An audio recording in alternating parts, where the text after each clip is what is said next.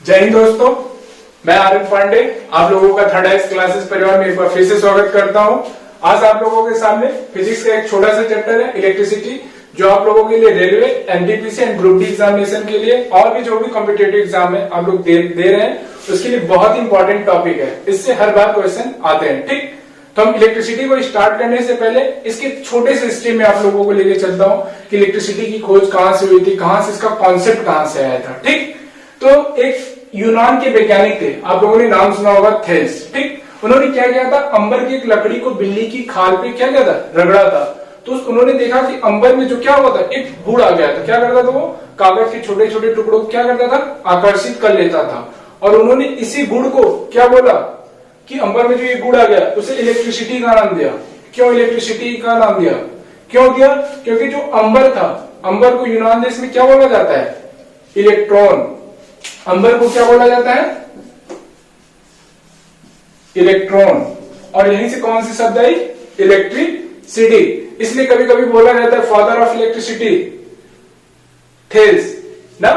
अंबर पे जो चार्ज आया था, आई मीन जो गुड़ आई थी, वो क्या थी, स्थिर थी। क्या हम उसका यूज कर सकते हैं? जैसे आप लोगों ने प्रैक्टिकल है, बचपन में हम लोग करते, क्या करते थे, पेन को बाल पे रगड़ के जब कागज के छोटे छोटे टुकड़ों से टच कराते थे, क्या होता था, कागज का टुकड़ा पेन की साइड आकर्षित होता था ना। तो ये क्या था, उसके अंदर मतलब पेन में कोई क्वालिटी ऐसी आ जाती थी जिससे वो कागज के छोटे छोटे टुकड़े को आकर्षित कर लेता था। उसी को उन्होंने क्या बोला, इलेक्ट्रॉन। और वो क्या होता था, स्थिर होता था। ऐसा थोड़ी था जो पेन पे चार्ज आता है उसका हम यूज करते हैं, उससे थोड़ी ये पंखा चला लेंगे, कुछ कर सकते हैं, नहीं कर सकते। वो क्या था, सिर्फ पेन पे चार्ज स्थिर था, इसलिए उस विद्युत को क्या नाम दिया गया, इलेक्ट्रोस्टैटिक। ऐसे बहुत सारे साइंटिस्ट आते गए, उन्होंने बहुत सारे खोज करते गए। गिलबर्ट थे, उन्होंने भी बताया था एबोनाइट को जानवर की खाल पे रगड़ने से क्वालिटी आ जाती है।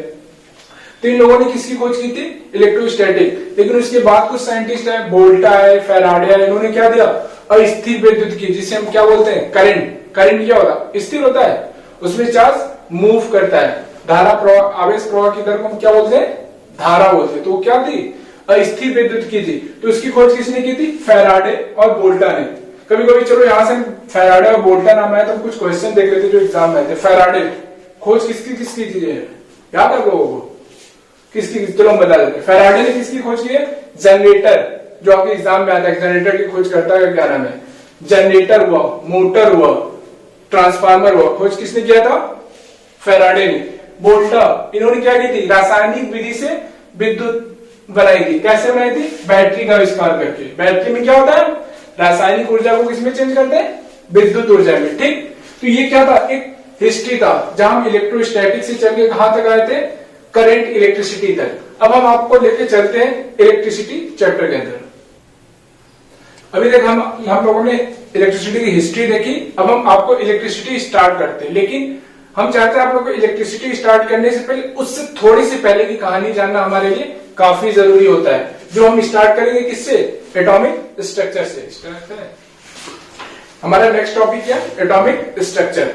जैसा कि सभी लोग जानते हैं, तत्व जो होता है किससे मिलकर बना होता है, अणुओं से। अणु किससे मिलकर बना होता है, परमाणु से। और हमारा परमाणु किससे मिलकर बना होता है, तीन मौलिक कण होते हैं। क्या क्या होते हैं, इलेक्ट्रॉन, प्रोटॉन और न्यूट्रॉन। प्रोटॉन और न्यूट्रॉन कहां पाया जाता है, परमाणु के नाभिक में। ये क्या है, नाभिक।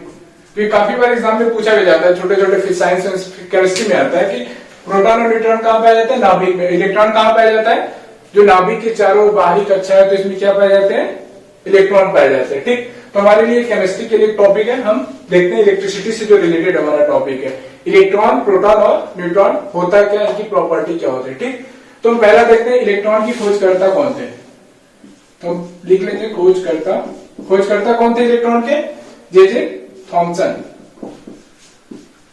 J Thomson. हम दोनों का कंपैरिजन करके चल रहे हैं क्योंकि इनमें बहुत सिमिलरिटी भी है और एक दूसरे के जस्ट अपोजिट भी होते हैं, तो हमें याद करने में आसानी होगा। ठीक, तो इलेक्ट्रॉन की खोज किसने की थी, जे थॉमसन ने। तो हम देख लेते हैं प्रोटॉन की खोज किसने की थी। इसकी खोज देखिए, इसमें थोड़ा कंफ्यूजन है गोल्डस्टीन और रदरफोर्ड को लेकर।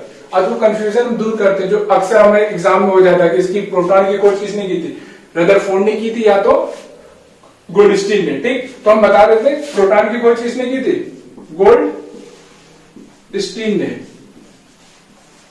और नामकरण किसने किया था? रदरफोर्ड ने। तो मैं कभी आगे चल के कंफ्यूज नहीं होना कि प्रोटॉन गोल्डस्टीन कौन था, रदरफोर्ड कौन था। ठीक, तो गोल्डस्टीन ने सिर्फ एक कण के बारे में बताया था जिसमें क्या होता है, धनात्मक आवेश होता है, वो नाभिक में पाया जाता है, लेकिन नाम नहीं रखा। तो उन्होंने सिर्फ एक कण बताया था। नाम किसने रखा? रदरफोर्ड ने। ठीक, फिर दूसरा टॉप पॉइंट आता है इसमें याद करने वाला, क्या आता है इस पे, आवेश की प्रकृति क्या होती है। आवेश की प्रकृति किसमें? इलेक्ट्रॉन में, जो कि इंपॉर्टेंट होता है। क्या होती है? निगेटिव चार्ज होता है। इसी प्रकार प्रोटॉन में क्या होता है आवेश की प्रकृति? पॉजिटिव चार्ज होता है। इलेक्ट्रॉन में निगेटिव, मतलब किसी परमाणु के बाहरी कक्षा में जो कण पाया जाता है उस पर क्या होता है? Negative charge. जो उसके नाभिक में पाया जाता है उस पर क्या होता है? Positive charge. तो कभी कभी पूछता है कि परमाणु के नाभिक में कौन सा आवेश होता है? कौन सा आवेश होता है? धनात्मक आवेश। उसकी बाहरी कक्षाओं में क्या होता है? ऋणात्मक आवेश। ठीक, तो हमें कंफ्यूज नहीं होना है। फिर दूसरा पॉइंट आता है कि इलेक्ट्रॉन पे आवेश की मात्रा क्या होती है। आवेश की मात्रा कितना होता है? 1.6 माइनस की 1.6 इंटू 10 की पावर माइनस 19 कूलम। कितना होता है? माइनस 1.6 इंटू 10 की पावर माइनस 19 कूलम। इसी प्रकार प्रोटॉन पे देख लेते हैं। इस पे क्या था? आवेश की प्रकृति ऋणात्मक, इस पे धनात्मक। तो इलेक्ट्रॉन पे जो चार्ज होते हैं प्रकृति में एक दूसरे के विपरीत होते हैं, लेकिन परिमाण में या क्वांटिटी में क्या होते हैं? एक दूसरे के समान होते हैं।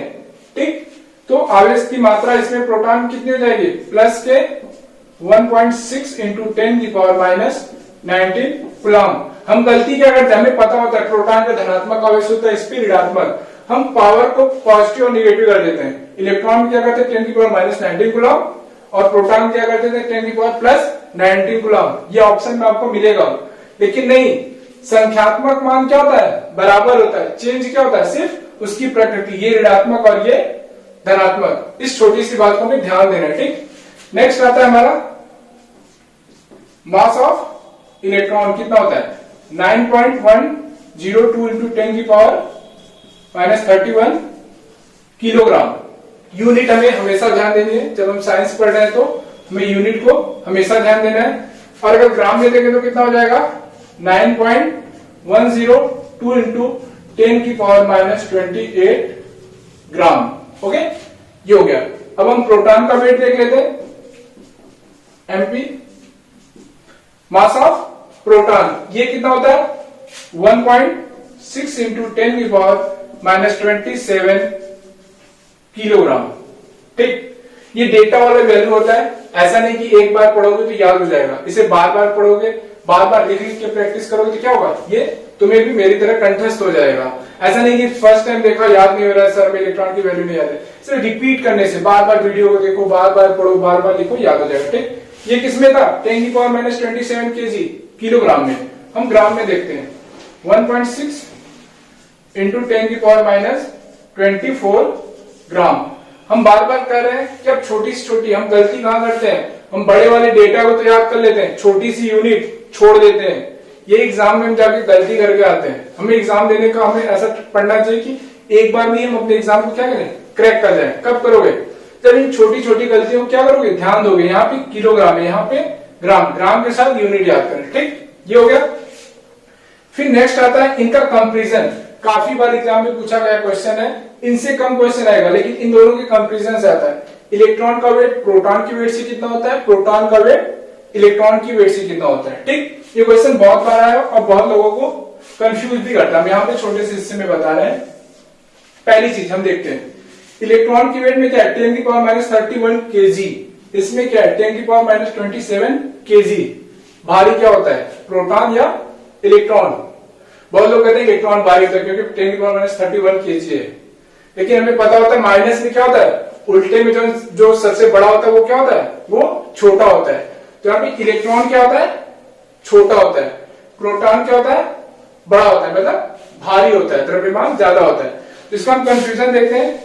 हम सीधा सिंपल से लिखते हैं एमपी, मतलब weight mass of proton upon ME equal to जब इसमें इसका भाग दोगे तो मान कितना आता है 1800। यहाँ पे हम क्या देख रहे हैं, हमें डेटा से पता चल गया जो भारी है उसको अंश में रखते हैं, जो कम है उसे कहाँ रहती है, हर में। ठीक, 1837 सबको याद रहता है। 1837 आप बार बार जब पढ़ते हैं तो हमें एग्जाम में याद रहता है, जब हमारे सामने ऑप्शन रहती है तो हमें याद होता है कि 1837 होता है। लेकिन हम कंफ्यूज होते हैं कि इलेक्ट्रॉन का द्रव्यमान प्रोटॉन के द्रव्यमान का 1837 गुना होता है कि प्रोटॉन का होता है ना। आज उस कंफ्यूजन को बहुत अच्छी तरीके से दूर करते हैं। ठीक, जो सबसे भारी है एमपी, प्रोटॉन का वेट भारी तो उसको हम क्या कर लिए, अंश में कर लिए। जो सबसे हल्का इलेक्ट्रॉन उसे क्या करते हैं, हर में कर लेते हैं, इक्वल टू 1837। अब आइए मैथ में आते हैं। इसे हम क्या लिख सकते हैं, यहां पे हम क्या लिख सकते हैं, M P equal to 1837 into M E, या हम इसे क्या लिख सकते हैं, अगर एम ई की टर्म में लिखना हो तो क्या लिखेंगे, 1/1837 इंटू एम पी। यहां से हमारे सारे डाउट क्लियर हो जाएंगे। ये दोनों इक्वल टू है, अगर ये पता है तो आप ये वाली लाइन लिख सकते हैं। अगर एग्जाम में पूछा जाए प्रोटॉन का वेट इलेक्ट्रॉन का वेट का कितना गुना होता है ना, कितना गुना होता है, 1837 गुना होता है। ठीक, अगर इलेक्ट्रॉन का वेट प्रोटॉन का वेट का कितना होता है, 1/1837 गुना। लोग इसमें सबसे ज्यादा कंफ्यूज होते हैं। अभी तक लोगों को कंफ्यूजन होता है कि कौन किसका 1837 गुना होता है या 1/1837 गुना। इसका याद करने का सबसे आसान ट्रिक क्या है, जो सबसे भारी उसे अंश में लिखिए, जो हल्का है उसे हर में लिखिए, इक्वल टू 1837। आप ये लाइन लिख लेंगे तो इसके सटीक जवाब दे देंगे। ठीक, आप इसे नोट कर लीजिए या स्क्रीनशॉट ले सकते हैं।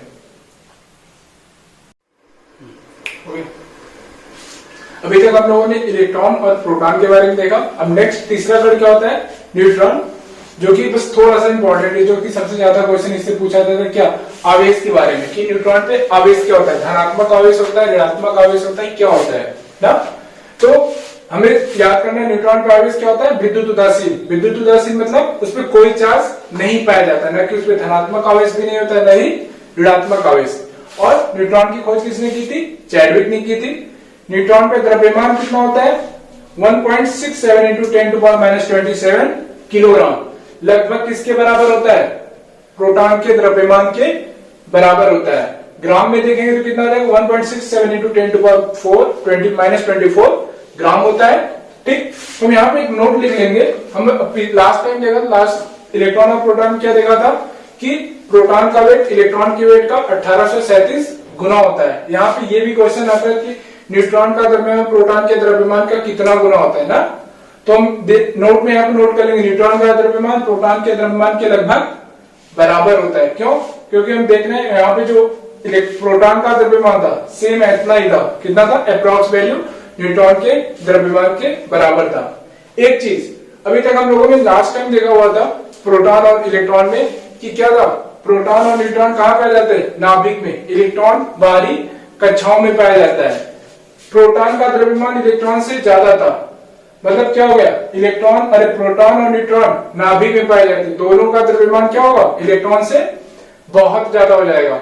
एक क्वेश्चन केमिस्ट्री में भी आता है कि परमाणु का समस्त द्रव्यमान कहाँ केंद्रित होता है, उसकी बाहरी कक्षाओं में, नाभिक में कहाँ पे होता है, तो कहाँ पे होता होगा, नाभिक में। क्यों, क्योंकि वहां पे प्रोटॉन और न्यूट्रॉन पाए जाते हैं जो कि इलेक्ट्रॉन से काफी ज्यादा भारी होते हैं। ठीक, तो यहाँ तक क्या था, हम एक इलेक्ट्रॉन के बारे में, इलेक्ट्रॉन प्रोटॉन क्या था, उसपे चार्जेस होते थे, धनात्मक होते थे, ऋणात्मक होते थे, ये थोड़ी सी एटॉमिक स्ट्रक्चर थी। अब हम आते हैं चार्ज पे कि परमाणु पे चार्ज क्या होता है। ठीक, अभी तक हम परमाणु किससे मिलकर बना होता है उसके बारे में पढ़ा है, लेकिन परमाणु पे चार्ज क्या होता है, विद्युत उदासीन होता है या धनात्मक आवेश होता है या ऋणात्मक आवेश होता है। ठीक, तो इसके बारे में हम आपको बताते हैं। अभी तक हम लोगों ने परमाणु के बारे में देखा, क्या देखा, परमाणु किन किन चीजों से मिलकर बना होता है। अब हम परमाणु के इलेक्ट्रिसिटी वाली जो क्वालिटी होती है उसे देखते हैं ना। अभी तक हम लोग क्या देखा, नाभिक में जितने पॉजिटिव चार्ज होते हैं उतनी क्या होता है, इलेक्ट्रॉन पे निगेटिव चार्ज होते हैं। अगर प्लस माइनस बराबर है तो क्या होगा, वो चीज उदासीन हो जाएगा ना, वहां पे आवेश खत्म हो जाएगा। तो हम क्या कर सकते हैं, किसी भी परमाणु में, हमने केमिस्ट्री में पढ़ा हुआ, किसी भी परमाणु में प्रोटॉनों की संख्या इलेक्ट्रॉनों की संख्या की क्या होता है, बराबर होता है। इसलिए परमाणु क्या होता है, विद्युत उदासीन। ये क्वेश्चन बार बार आता है कि परमाणु के चार्ज कौन से होते हैं, धनात्मक चार्ज होते हैं, ऋणात्मक होते हैं, धनात्मक या ऋणात्मक होते हैं या उदासीन होता है। तो परमाणु क्या होता है, विद्युत उदासीन होता है, मतलब वो किसी भी एटम को, कोई भी मटेरियल किससे बनता है, अणु से, अणु एटम से। तो सब कुछ अगर इंसुलेटर हो जाएगा तो इलेक्ट्रिसिटी आएगी कहां से, हमारे माइंड में आता है ना। तो क्या होता है, हम देखते हैं जो नाभिक होता है इसके जो सबसे बाहरी कक्षा होती है उसकी बंधन ऊर्जा क्या होती है, इस इलेक्ट्रॉन की जो सबसे बाहरी इलेक्ट्रॉन उसकी सबसे कम होती है। इस वाले इलेक्ट्रॉन की बॉन्डिंग एनर्जी क्या होती है, बंधन ऊर्जा, थोड़ा केमिस्ट्री का टॉपिक है, क्या होती है, सबसे कम होती है ना। अगर हम इसे थोड़ी सी एनर्जी देते तो क्या होता है, ये इलेक्ट्रॉन फ्री हो जाता है। अभी क्या है, इलेक्ट्रॉन पे चार्ज होते हैं, आवेश है, लेकिन ये इसी कक्षा में है ना, चक्कर लगाते हैं तो क्या स्थिर है। लेकिन अगर हम इसे थोड़ी सी एनर्जी दे तो क्या हो जाएगा, ये इलेक्ट्रॉन फ्री हो जाएगा, बॉन्डिंग नाभिक की जो बंधन ऊर्जा होता है उससे मुक्त हो जाएगा और ये क्या करेगा, बाहर क्रिस्टल में मूव करने लगेगा। जब चार्ज मूव करता है तो क्या होता है, करंट फ्लो करने लगता है। ठीक, तो यहां से हमारी इलेक्ट्रिसिटी कॉन्सेप्ट आती है। जैसे कॉपर का वायर होता है, कंडक्टर होता है, आप लोगों ने सुना होगा ना, लेकिन क्या उसे कंडक्टर को कॉपर के वायर में करंट फ्लो करता है, नहीं करता। अगर कॉपर का वायर आप मार्केट से खरीद के लाए तो उसमें करंट फ्लो करता है, नहीं करता। कब करता है, जब उसे हम किसी सोर्स से लगाते हैं, बैटरी से लगाते हैं, तो क्या होता है, इस इलेक्ट्रॉन को, कॉपर के जो बाहरी इलेक्ट्रॉन होते हैं, फ्री इलेक्ट्रॉन क्या होती है, इनको एनर्जी मिलती है, वो बॉन्डिंग एनर्जी में फ्री होकर मूव करते हैं, तब उसमें करंट फ्लो करता है। ठीक, इलेक्ट्रॉन के चार्ज क्या थे, माइनस। जब ये इस कक्षा को छोड़ के चला गया तो उस पर चार्ज क्या रहेंगे, अगर कोई चीज उदासीन है, ठीक, यहाँ पे कोई चार्ज नहीं है, अगर यहां से माइनस चला गया, माइनस चार्ज चला गया तो यहाँ पे क्या जाएगा, प्लस ना। अभी तक ये क्या था, परमाणु था, लेकिन जब इलेक्ट्रॉन त्याग दिया या इलेक्ट्रॉन ग्रहण कर दिया तो इसमें क्या होते हैं, धनात्मक चार्ज या तो ऋणात्मक चार्ज आ जाते हैं। तो ये किस में बदल जाता है, आयंस में। अभी तक हम लोगों ने एटम के बारे में पढ़ा, हमारा नेक्स्ट टॉपिक है आयन। यही तो हम आप लोगों को आयन के बारे में बताते हैं, आयन होता क्या है। आयन, आयन दो प्रकार के होते हैं, या तो पॉजिटिव आयन होगा या तो निगेटिव आयन होगा ना। तो पॉजिटिव आयन क्या होता है, निगेटिव आयन क्या होता है, जब ये बाहरी कक्षा में इलेक्ट्रॉन त्यागता है ना, इलेक्ट्रॉन त्यागने का मतलब, इलेक्ट्रॉन त्यागेगा, माइनस चार्ज आएगा, तो यहाँ पे एटम पे क्या रहेगा, धनात्मक चार्ज ना। तो पॉजिटिव आयन किसे बोलते हैं, जहां पे इलेक्ट्रॉन को, इलेक्ट्रॉन यहां से एक इलेक्ट्रॉन दे दिया तो इस परमाणु को क्या हुआ, एक इलेक्ट्रॉन की कमी हुई। तो पॉजिटिव आयन पे क्या होता है, इलेक्ट्रॉन की कमी होती है, क्या होती है, कमी होती है। निगेटिव आयन पे क्या होता है, इलेक्ट्रॉन की अधिकता होती है। तो हमें ये ध्यान देना है, एटम पे कोई चार्ज नहीं होता है, आयन दो प्रकार के होते हैं, पॉजिटिव आयन और निगेटिव आयन। जहां पे इलेक्ट्रॉन की कमी होती है उसपे क्या होता है, पॉजिटिव आयन, और जहां पे इलेक्ट्रॉन की ज्यादा होती है वहां पे क्या होता है, अधिकता होती है, उसे क्या बोलते हैं, निगेटिव आयन। ठीक, तो हमारा ये आयन के बारे में छोटा सा कॉन्सेप्ट था। अब हम आते हैं नेक्स्ट टॉपिक, आपके सामने चार्ज देखें। अब हमारा नेक्स्ट टॉपिक है चार्ज, यहां से हमारी इलेक्ट्रिसिटी स्टार्ट होती है। ठीक, तो चार्ज, चार्ज का हम परिभाषा बोल देते हैं, क्योंकि जो चार्ज का डिफिनेशन है वो हमारे एग्जाम में नहीं आता है, तो हमें चार्ज का स्टार्ट कर देते हैं। कोई नहीं है, हम कट कर लेंगे। चार्ज हमारा नेक्स्ट टॉपिक है चार्ज। तो चार्ज का हम परिभाषा देखते हैं, क्या होता है, ब्रह्मांड में किन्हीं दो वस्तुओं के बीच, ब्रह्मांड में किन्हीं दो वस्तुओं के बीच लगने वाला आकर्षण या प्रतिकर्षण बल जिस फिनोमिना के अंतर्गत आता है उसे हम क्या बोलते हैं, चार्ज बोलते हैं या आवेश बोलते हैं। ठीक, ये परिभाषा था, आप लोग सुन के इसे नोट कर सकते हैं। जो हमारे एग्जाम में के लिए जो सबसे ज्यादा इंपॉर्टेंट होता है, इसके यूनिट होते हैं ना। तो आवेश को प्रतीक देख लेते हैं, इसे प्रतीक या सिंबल किससे प्रदर्शित करते हैं, क्यू से। ठीक, इसका मात्रक पूछा जाता है, इसका मात्रक क्या होता है, कूलाम होता है। क्या होता है, कूलाम। और यही इसका क्या होता है, एसआई यूनिट होता है। चार्ज का काफी बार एग्जाम में पूछा गया कि चार्ज की एसआई यूनिट क्या होती है, कूलाम होती है। ठीक, इसके कुछ और मात्रक होते हैं जो जिनको हम देखते हैं, जो कि व्युत्पन्न मात्रक, डिराइव्ड यूनिट बोलते हैं, जो इसकी डेफिनेशन से आते हैं, कुछ अदर फॉर्मूले से आते हैं, वो सबसे ज्यादा इंपॉर्टेंट हो जाता है, क्योंकि हमारे एग्जाम में आता है। हम जानते हैं कि आवेश का मात्रक क्या होता है, कूलाम, रट के चले गए। एग्जाम में क्या होगा, आवेश का मात्रक पूछेगा, वो ऑप्शन में कूलाम दिया ही नहीं है, कोई डिराइव्ड यूनिट दे दिया, तब हम क्या करते हैं, फंस जाते हैं, इनमें से कोई नहीं टिक कर देते हैं।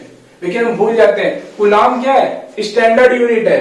लेकिन इसके और भी बहुत सारे मात्रक होते हैं। आप लोगों ने यूनिट मेजरमेंट में पढ़ा होगा कि एक यूनिट होता है, एक स्टैंडर्ड यूनिट होता है, एक डेराइव्ड यूनिट होता है, एक स्टैंडर्ड यूनिट होता है। तो आवेश का स्टैंडर्ड यूनिट क्या है? कूलाम है, लेकिन कुछ फॉर्मूले से जो डेराइव्ड यूनिट होते हैं आज वो हम आप लोगों के सामने प्रस्तुत करते हैं। तो पहला फॉर्मूला होता है Q बराबर आई टी, सही है। यहां से I क्या है? अब जैसे हम फिजिक्स जब पढ़ते हैं तो हमारे लिए सबसे ज्यादा इंपॉर्टेंट होता है जब हम कोई टर्म या फॉर्मूला लिखते हैं तो हमें इन तीनों के बारे में क्या होना चाहिए? पता होना चाहिए, उसके साथ हमें लिखना पड़ता है। तो Q क्या है बता देते हैं। Q क्या है? आवेश है। I क्या है? विद्युत धारा। T क्या है? समय है। तो I का मात्रक क्या होता है? I mean करंट का मात्रक क्या होता है? एम्पियर। और समय का मात्रक क्या होता है? सेकेंड। तो यहां से आवेश का एक नया मात्रक क्या मिल गया? Derived unit ampere second. या तो हम यहाँ पे स्टैंडर्ड यूनिट लिख सकते हैं, क्या? कूलाम। कभी कभी एग्जाम में पूछ देता है एक कूलाम किसके बराबर होता है? ऑप्शन में दिया रहता है 1 एम्पियर सेकेंड। ठीक, तो हमें ये टिक करना है, डेराइव्ड यूनिट हमें पता होनी चाहिए। दूसरा फार्मूला कहां से आता है? ईएमएफ वाले फार्मूला से। ई बराबर क्या होता है? F by Q. एकांक आवेश पे लगने वाले बल को क्या कहते हैं? ईएमएफ। अभी आगे टॉपिक आएगा। तो यहां से क्यू का फॉर्मूला क्या हो जाएगा? क्यू बराबर एफ बाई ई। एफ क्या है? फोर्स है। ई क्या है? इलेक्ट्रोमोटिव फोर्स है। एफ का मात्रक, फोर्स का मात्रक न्यूटन, ईएमएफ का मात्रक प्रति वोल्ट। ये भी क्वेश्चन आता है कि आवेश का मात्रक इनमें से। अभी सेकेंड हम देखते हैं ई बराबर ईएमएफ का परिभाषा क्या होता है? एफ बाई एकांक आवेश पे लगने वाला बल ईएमएफ कहलाता है। आगे नेक्स्ट टॉपिक में आएगा तो वहां पे अच्छे से बताएंगे। तो यहां से Q की वैल्यू क्या हो जाएगी? Q equal to F by E. F क्या है? फोर्स। ई क्या है? ईएमएफ। फोर्स की यूनिट हम जानते हैं क्या होता है? न्यूटन होता है। ईएमएफ की यूनिट क्या होती है? वोल्ट होती है। तो यहाँ पे चार्ज की नई यूनिट क्या आ गई? न्यूटन प्रति। ईएमएफ क्या होता है? Electromotive force. ओके। तो नेक्स्ट आएगा, आगे क्या आएगा? न्यूटन प्रति वोल्ट। ये किसके बराबर हो गया? एक कूलाम के। इसे नोट करते रहिए कि एक कूलाम के बराबर क्या क्या होता है? एम्पियर सेकेंड, न्यूटन प्रति वोल्ट। ये अलग अलग क्वेश्चन आते हैं। ऐसा नहीं कि ये सब छोटे छोटे टॉपिक कोई पढ़ता नहीं, सब पढ़ते हैं, लेकिन ये सब छोटी छोटी चीजें वो छोड़ के चले जाते हैं। वो कूलाम पढ़ के चले गए, ये छूट गया। अगर ये आ जाता तो क्या करते? वो क्वेश्चन को कहते हैं चार्ज तो पढ़े थे सर, चार्ज से क्वेश्चन छूट गए। इन सब हमें छोटे छोटे पॉइंट को क्या करना है? नोट करते हुए एक साथ चलना है। तीसरा डेराइव्ड यूनिट क्या आता है? Q बराबर CV होता है। ठीक, जहां C क्या होता है हम नोट कर लेते हैं। C होता क्या है? C क्या होता है? धारिता ना। यहां से धारिता का मात्रक भी देख लेंगे क्या होता है। धारिता का मात्रक क्या होता है? फैरेड। आप लोगों को एक इंपॉर्टेंट पॉइंट बता दें, इलेक्ट्रिसिटी और मैग्नेट से सबसे ज्यादा क्वेश्चन यूनिट से पूछे जाते हैं। छोटा सा क्वेश्चन होता है और सबसे ज्यादा बच्चे इसी सब क्वेश्चन को छोड़ के आते हैं, जो कि सबसे इजी होता है। यहाँ पे हम हर क्वेश्चन के साथ यूनिट बताते हुए चलेंगे, जो आपको बार बार रिपीट होगा और आपको क्लास में क्या होगा? ये याद हो जाएंगे। ठीक, तो Q इक्वल टू CV। तो हमने देख लिया धारिता का मात्रक फैरेड, V क्या है? वोल्ट है। वोल्ट का मात्रक, वोल्टेज का मात्रक क्या होता है? वोल्ट होता है। तो यहां से Q का मात्रक क्या गया? Farad into volt. तो हम लिख सकते हैं ना कि एक कूलाम बराबर क्या होता है? फैरेड और वोल्ट होता है ना। तो हमें आवेश की यहां से फॉर्मूले भी मिल गए, 3 फॉर्मूला मिल गया। Q equal to I T, Q equal to F by E और Q इक्वल टू CV।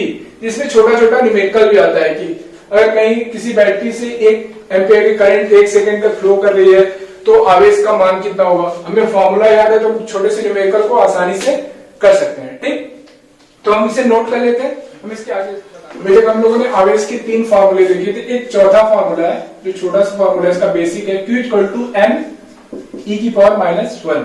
इस फॉर्मूले में Q आवेश, N क्या है? इलेक्ट्रॉनों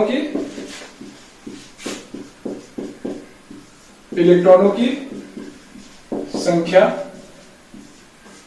e की पावर -1 क्या है? इलेक्ट्रॉन पर आवेश। तो ये कितना हो गया? कितना होता है? हमें इसका मान पता है, -1.6 इंटू 10 की पावर -19 कूलाम। ठीक, तो ये वाला फॉर्मूला याद रखिएगा। इससे एक डेटा वाला क्वेश्चन आता है कि एक कूलम्ब आवेश के लिए कितने इलेक्ट्रॉनों की संख्या की जरूरत होती है। आई मीन कितने इलेक्ट्रॉन होते हैं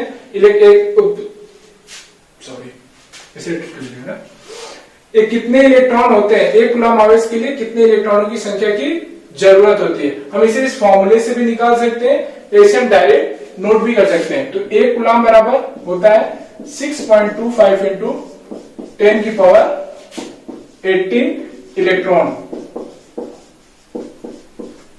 मतलब सिंगल इलेक्ट्रॉन पे जो चार्ज होता है 1.6 इंटू 10 टू पावर -19 वो एक कूलम्ब के बराबर नहीं होता है। जब इतने इलेक्ट्रॉन होंगे तो जो इतने इलेक्ट्रॉनों पे जो चार्ज होते हैं वो किसके बराबर होती है, एक कूलम्ब के बराबर होती है। ये क्वेश्चन बहुत बार एग्जाम में आया हुआ है। यहाँ पे 6.25 इंटू 10 टू पावर 18 बार बार क्वेश्चन के फॉर्मेट को चेंज कर देता है। वो क्या कर देता है 0.625 इंटू 10 मतलब यहाँ पर ये पूछेगा सर 90 ये पूछेगा सर कि एक कूलम्ब पर कितने इलेक्ट्रॉन आवेश होते हैं। नहीं, जैसे कि एक कूलम्ब कितने इलेक्ट्रॉनों के बराबर होता है। तो यहां से जो हमारा क्वेश्चन आता है कि एक कूलम्ब कितने इलेक्ट्रॉन के रहेंगे तो उनके आवेश होगा एक कूलम्ब के बराबर होगा। कितने इलेक्ट्रॉनों की संख्या होगी 6.25 इंटू 10 की पावर 18। इसमें क्या कहता है 10 की पावर 18 याद करके चले गए, दशमलव का स्थान नहीं देखे। वो क्या करता है दशमलव को आगे कर देता है, सबसे पहले 6 से पहले पावर कितना हो जाएगा 19। ठीक, कभी कभी दे देता है 625 इंटू 10 की पावर 16 इलेक्ट्रॉन। तो हमें इन छोटी छोटी चीजों को याद रखना है। ऐसा नहीं कि हमें तीनों डेटा याद करना है, एक याद करो बाकी मैथमेटिकल है, कैलकुलेशन करोगे तो सटीक आंसर आ जाएगा। ऐसा नहीं कि हमें पावर रट के जाना है, पॉइंट नहीं देखे कि पॉइंट कहाँ है, 6 के बाद पॉइंट है कि 2 के बाद पॉइंट है या 6 से पहले पॉइंट है। ठीक, आपको एक डेटा याद करिए जो आपको इजी लगे, उसी डेटा को याद रखिए, उसी के अकॉर्डिंग क्वेश्चन का जवाब हमेशा देना पड़ेगा। हमने देखा एक कूलम्ब बराबर किसके 6.25 इंटू 10 की पावर 18 इलेक्ट्रॉन के। एग्जाम में तीनों क्या है एक दूसरे के बराबर है, मैथमेटिकल है। दशमलव को इसमें क्या है 6 से पहले बाद में लगाया, इसमें क्या किया पहले किया।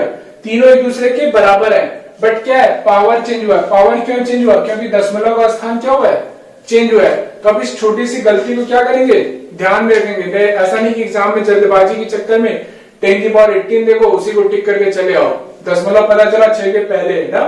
तो अब इस छोटी गलती को मैंने इस क्लास में पूरी क्लास में आपको छोटी सी गलती करने से बचाया हुआ है। ऐसा नहीं पढ़ते सब है, लेकिन गलती करके छोटी सी चले आते हैं ना।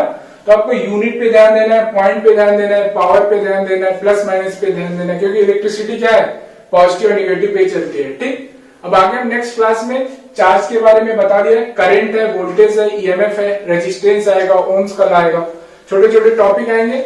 आप इनको बार बार एक बार में समझ में ना आए दोबारा देखिए, दोबारा ना समझ में आए कमेंट कर सकते हैं आपको कौन सा सेक्शन समझ में नहीं आया। अगर आपको वीडियो पसंद आते हैं तो आप लाइक एंड शेयर जरूर करें। जय हिंद, जय भारत।